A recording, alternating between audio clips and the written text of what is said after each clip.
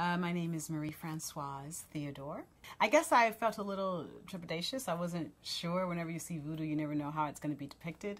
And I am Haitian, so I was kind of sensitive to that. I'm Haitian American, but I was raised African American. That means for a while I thought I was African American, then I realized I'm Haitian American. But I've always actually had an interest in voodoo.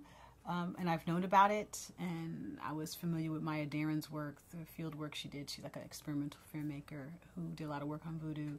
But I also did a lot of dance myself, which is more like sacred ceremony dance, which kind of incorporates that and the orishas, although it's more Brazilian. So I feel fine that it was about voodoo. I just wanted it to be not depicted in a stereotypical way as much as possible, even though it's a horror film. So.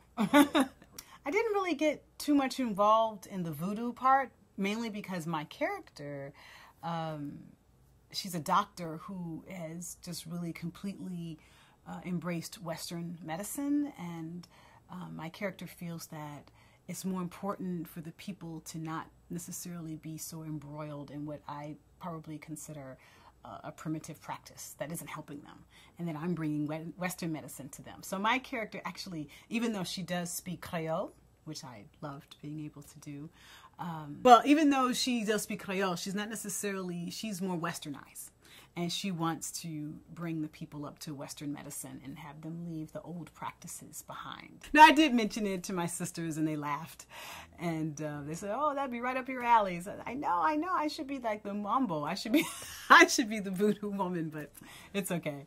I thought it was fantastic.